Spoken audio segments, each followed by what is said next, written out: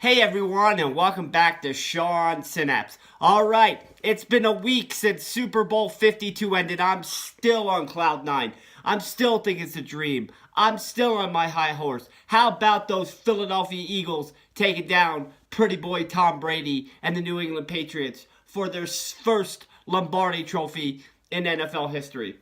It was a great game.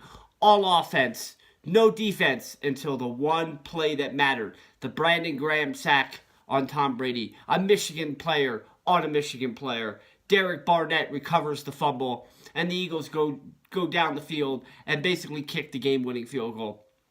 Now, I will have to admit, when Brady got the ball back and still had to travel 90 yards with no timeouts left and needed to score a touchdown and a two-point conversion, I really thought they could do it. Especially when they threw the Hail Mary pass up, anything can happen. I am so happy. I am so relieved. I was crying. I was running around. I was jumping up and down. I even knocked Oliver over, but don't worry, he's okay. What a great, great game. So here are some, before I get to the trivia question from last time, here are a couple, fun Super Bowl facts from the game itself. So that's the highest yard total yards for both teams in any game in NFL history. In the regular season, in the postseason, Super Bowls, over 1,100 total yards between both teams. There was also the least amount of punts in any game. The Eagles only punted once, and the Patriots didn't punt at all. The Patriots actually scored the most points for a losing team in Super Bowl history. The Patriots scored 33 points and still lost the game. Man, what a track meet. What a track meet. It's also the fewest sacks in a Super Bowl. And it was only the one that mattered. The strip sack from Tom Brady late in the fourth quarter to basically seal the deal for the Eagles. So there was just some fun Super Bowl facts for you. For those of you who rooted for the Eagles, good job. We are Super Bowl champs. So now the NFC East is the only division currently in football where at least everybody in the division has at least one Super Bowl championship. Fly, Eagles, fly. Okay, let's get right to the trivia question from last time because I all know you're dying to know the answer. If you remember, the question was, who are the four players who won both the Heisman and the Super Bowl MVP? Here are the answers. The first one is Roger Staubach when he played quarterback at the University of Navy. He won the Heisman at the University of Navy, and then he went on to be a Super Bowl MVP for the Dallas Cowboys. Jim Plunkett won a Heisman Trophy at the University of Stanford, and then went on to win a Super Bowl MVP as the quarterback of the Oakland Raiders. Marcus Allen is your next one. He was the running back for USC, and then went on to win. Marcus Allen, the running back for USC, went on to win the Heisman there, and then also won a Super Bowl MVP with the Oakland Raiders. And then finally, the only defensive player ever to win the Heisman Trophy still stands.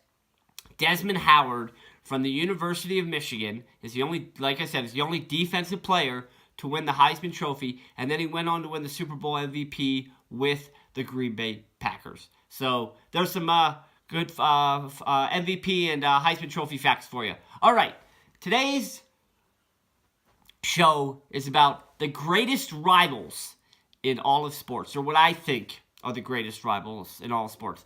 Now, like most of my shows, this is just my opinion, so everyone's going to have their own opinion. But here are my top 5. Number 5, Army versus Navy. Now, I know they only play once a year, and they play at Lincoln Financial Field, and it's not really, most people don't think of it as a rivalry. But I do, just because it's the way to end the college football regular season before all the bowl games and the BCS playoffs start. They've been playing since 1890. Navy leads the all-time series 60-51, and somehow there's 7 ties in there. But this is one of the most traditional college football games of the entire season. I know they're rivalries, or I think it's a rivalry, but at the end of the day, they're all fighting for our country. They're all fighting to protect us. So why the hell not make this a great rivalry? So Army versus Navy, number 5. Number 4 on the list, Ohio State versus Michigan in college football. This rivalry goes back to 1897. They're always fighting for the Big Ten, always fighting to win the Big Ten championship and get into a BCS bowl, whether it's the Rose Bowl or they're playing for a championship. They've had some great legendary coaches, Hayes and Schreibeckler. Sorry, I didn't know how to pronounce his name very well, but that rivalry goes back a long, long way, and what a great rivalry. Number 3 on the list, the Dodgers versus the Giants.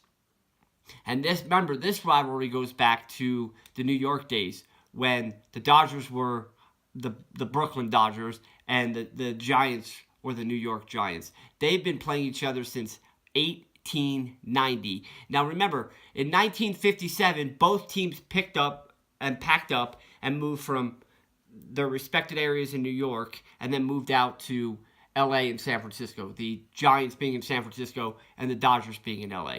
So it's been a great rivalry. They're always fighting for the National League West, and obviously the Giants have more pennants than the Dodgers. But also keep in mind, one of the most important moments in sports history came between this rivalry.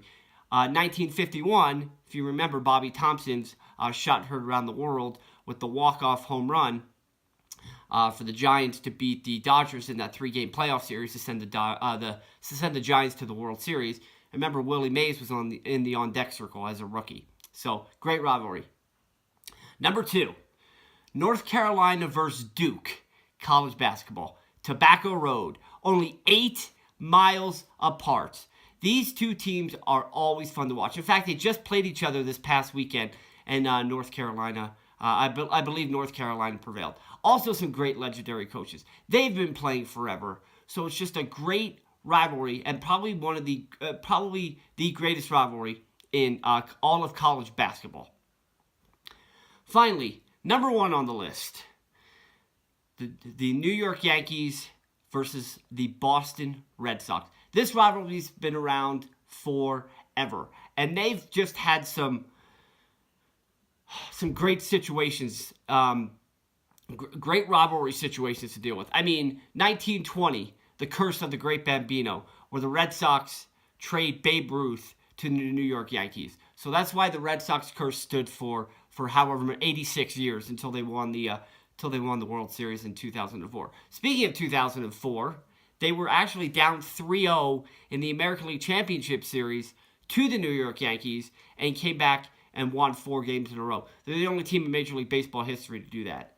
So just those are my 5 top greatest rivals in all sports. So leave your comments, leave your opinions, what you think are the greatest rivalries in all sports. Now I know I forgot a few, but those are my top 5. Okay, so my trivia question for today kind of is like that, but it's a little bit different, and I'll give it to you. So the trivia question is, which are the only 2 cities to have met in the championship of all 4 American sports?